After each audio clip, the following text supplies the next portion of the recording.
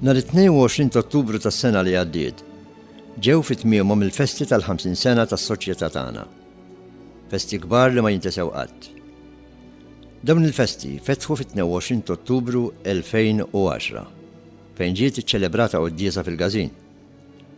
Wara l-quddiesa, il-President tas-Soċjetà il-Perit Godwin Aġus ħabbar il-programm uffiċjali tal-festi tal-50 sena kif ukoll ġie ppreżentat il-logo uffiċjali. Nhar il-ħadd 7 ta' Novembru 2010 saret għodwa ta' tifkira fejn ġiet iċċelebrata quddiesa għal ruħ il-membri mejtin fil-Knisja tal-Madonna tal-Grazzja. Wara din il-quddiesa sar korteo għaċ-ċimiterju tal-Qalb ta' Ġesu. Dan il-korteo tmexxa mill-Iskawts ta' Ħażebbuġ. Nhar is-27 ta' Novembru 2010 ittellet serata fġieħ il-fundatur tas-soċjetà is-Sur Filippo Grek fis-Sala Don Miguel Xerri.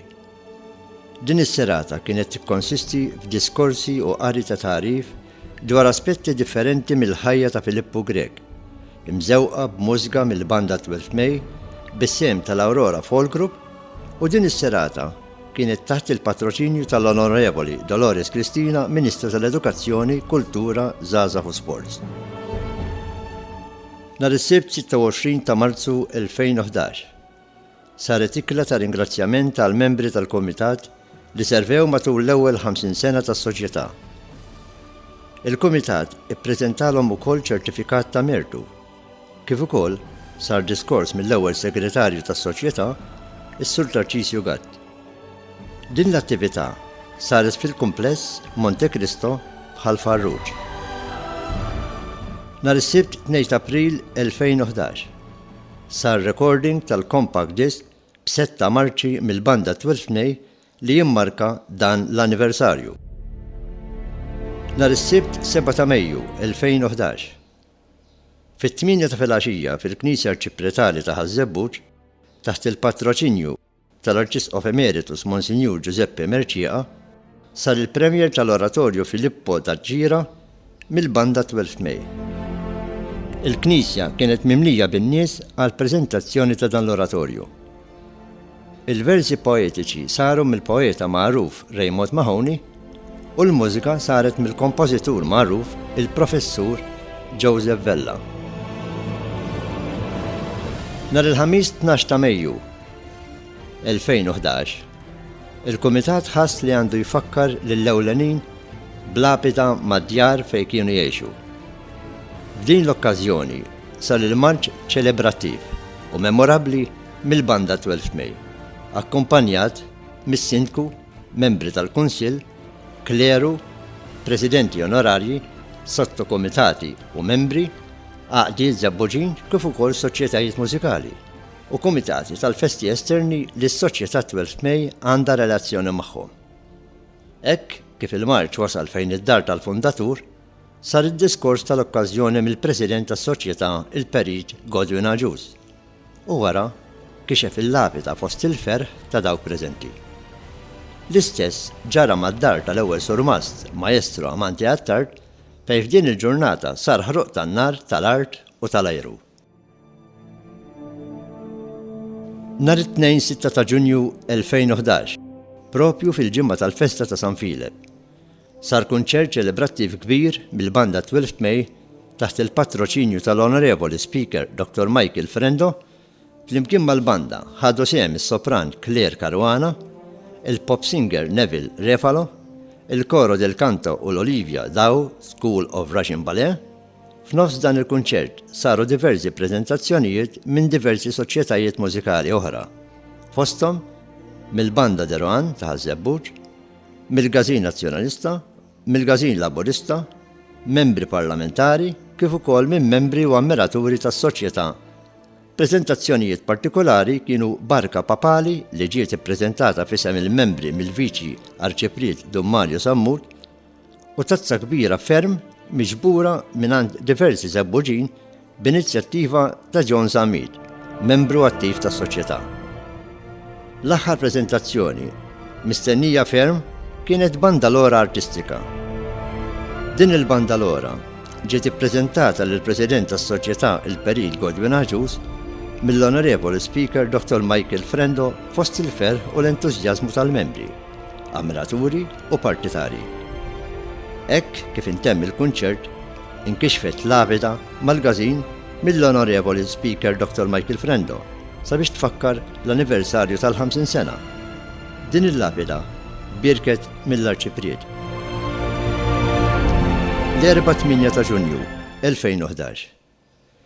Fil-marċ tal-ewwel tridu tal-Festa ta' San Filip fost briju tal-partitari ġie mżanżan pavaljun f'tarf triq Loret Vella, in-naħa ta' triq Xortino. Wara li ġimtella dan il-pavaljun, kulħadd inġabar madwar il-pedestal li kien se jiġi inawgurat u wara fuqu inkixef l-anġlu. Waqt id-daq tal-innu marċ popolari reġa' wasal il-jum u fost il-briju u l-ferħ taż-żebbuġin u dawk kollha preżenti. Fil-Festa ta' San Filip tas-sena li għaddiet, is-sena tal-anniversarju, il-Gazin 12 Mej ippreżenta spettakli ta' nar, tal-art u tal-ajru.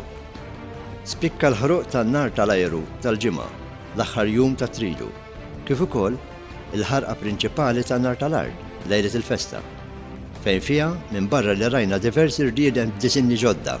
Spikka wkoll it-tapit mill-aktar impressjonanti li sar għal din l-okkażjoni. Nhar 18 ta' Settembru 2011, filgħodu, ġiet ikkonċelebrata quddiesa solenni fil-Knisja Arċipretari ta' San Filip f'Ħażebbuġ. Din il-quddiesa solenni ġiet iċċelebrata mill-Arċisqof ta' Malta Monsinjur Paolo Cremona bħala rattilħaj lill-Alla ta' dawn il-50 sena. Wara tqarbin intiseċ il-kant tat-Tedew u wara din il-quddiesa l-Arċisqof ġie akkumpanjat sal-Gazin fejn għamel l-ewwel żjara tiegħu uffiċjali. Il-Ħadd 2 Ottubru 2011. Il-Banda 12 Mej ippreżentat il-kunċert Celebrate Us, kunċert kbir fit-Teatru Manuel taħt id-direzzjoni tas-Surmast Herman Farrugia Franz. Dan il-kunċert għanqal interess kbir kemm għax il-banda kienet se tesegwixxi fit-Teatru Manuel, kemm għax kienet se tesegwixxi mużika kbira l-ewwel darba f'pajjiżna, kif ukoll għax mal-banda kien se idoqq il-mużiċista ta' fama mondjali David Childs. Dan il-mużiċista kbir li jdur id-dinja jdoqq orkestri u banet impressjona ruħu bil-ħoss u l-kapaċità tal-Banda 12 Mej. Fil-fatt, fil-ktieb tal-viżitaturi tal-Banda 12 Mej huwa kiteb hekk: To the 12th May Band and their talented conductor Herman. This was my first visit to Malta, and I could not have wished for a better experience. Fantastic musicians and fantastic people. Many thanks, David Childs. Is-Sibt 22 Ottubru 2011. Fis-sala prinċipali tal-Gazin 12 Mej ġie ppreżentat kunċert mit-12 May Youth Band taħt id-direzzjoni tal-assistent surmast William De Battista u l-għallim Daniel Vella. Dan il-kunċert sar propju fil-ġurnata tal-anniversarju. Bejn silta oħra saru preżentazzjonijiet viżivi u ngħatat informazzjoni fuq l-attivitajiet kollha li saru fl-okkażjoni ta' dan l-anniversarju. Dan il-kunċert intemm bid-daq tal-innu Marċ Popolari reġa' wasal il-jum tas-Surmast ta' Manti Attard fost iċ-ċabċib u l-ferħ ta' kulħadd. F'din l-atmosfera ta' ferħ, mad-daq tal-innu Marċ fis-sala prinċipali tal-Gazin, intemmu dawn il-festi kbar li fakru meta l-50 sena ilu is-Sur Filippo Grek waqqaf it-12 May Band and Social Club. L-iskop tal-ftuħ ta' dan il-Gazin kien li jkabbar il-festa esterna tal-Festa ta' San Filip li għalkemm il-poplu Żebbuġi minn dejjem kien iħobba, ftit li xejn kien hemm organizzazzjoni li kienet kapaċi taqqat u tesprimi l-imħabba tal-poplu lejn din il-festa. Il-Gazin 12 Mej mill-ewwel wera li għandha tkun ħidma ta' Gazin lejn il-festa. Fil-fatt, mal-Gazin l-istess fundatur is-Sur Filippo Grek bena wkoll post tan-nar, kif ukoll beda jqanqal l-interess fl-armar ġdid li Ħażebbuġ kien ilu ma jara.